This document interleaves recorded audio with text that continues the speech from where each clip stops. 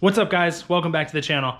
So in today's video, we're going to be installing a first aid box underneath my driver's seat of my E46. These can be mounted underneath either seat on these cars. There's actually a little area on the seat that the bracket mounts to. You'll see, I'll show you, and you'll see on your own vehicle if you decide to do this, where they mount. These boxes were actually standard equipment on European delivery cars, and I believe Canadian delivery cars as well. I'm not 100% sure on that because those countries require there to be a first aid kit in the car. You could, I believe, order it on an E46 in the United States when you ordered your vehicle, but don't quote me on that. I'm not 100% sure.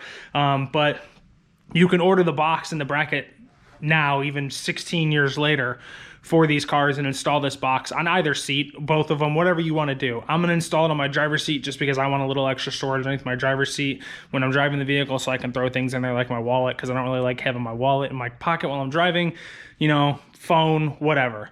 I just want the storage underneath my seat. So I'm going to be installing it on my driver's seat. Like I said, it can go on either seat.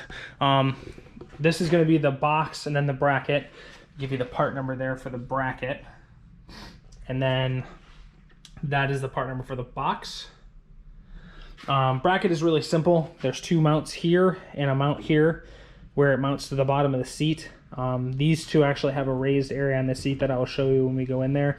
And then this has a hole at the back that isn't raised, but it'll be obvious once you get it on these two spots that where this hole is at. And then this is the box. It has this little drop down area in it like this because there's actually a bar in the seat that runs across here, so this gives you a little bit of extra room by dropping down underneath it. This will fit on this seat regardless of whether or not you have a regular seat or a sports seat, and then even when you have your seat at the lowest setting, it'll still not touch the floor. This is designed to stay with the seat in all areas of movement, so no matter what kind of car you have, this box will work. And then once you get your bracket installed, these areas right here on this bracket actually slot into this box here, and then here in the middle there's a locking tab that locks the box to the bracket once it's installed. You can still remove it after the fact. You just have to press down on this tab on the box. So we're going to go inside the car now, and I'm going to show you how to mount this bracket to the underside of the seat. Alright, so going inside the car now, if you want to make your job a little bit easier, you can actually unbolt your seat and tip it back. Seats held in with 216s at the front of this rail that are nuts to studs that are in the floor.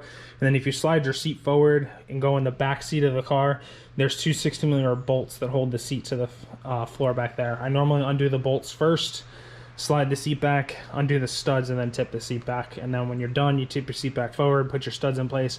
The only reason why I do that is because if you try to slide this seat when it's not sitting over top of those studs, you can actually get the timing off on the two seats on either side, and it can mess up and make the seat crooked on the frame.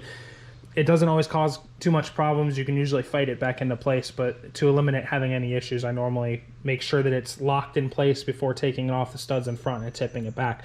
So now that we've got it off the studs in front and tipped back, we're going to go underneath the seat here, and I'm going to show you guys. The two bosses on the seat are right here and right here where your bracket sits.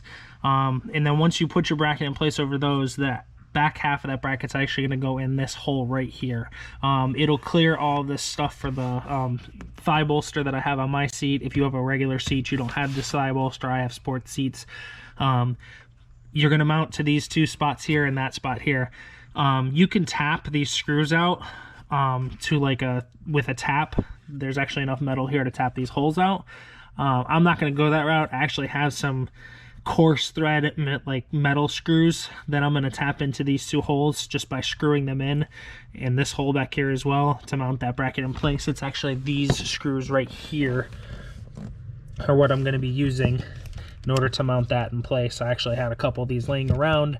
I tested them already, and they actually thread into that metal there pretty well. I don't know the exact specs on this, but like I said, you can put like an M8 or an M10 threaded screw in here and then tap it out yourself. You could also use a trim style clip that spreads out once it goes through the hole to lock it in place there as well, but I prefer the screwing it in just because it gives you a more secure fitting. So I'm going to get that bracket mounted in place, and I'm going to show you how that little storage cubby slides onto the bracket. All right, so we got our bracket installed. Like I said, those coarse screws actually worked out really well for me.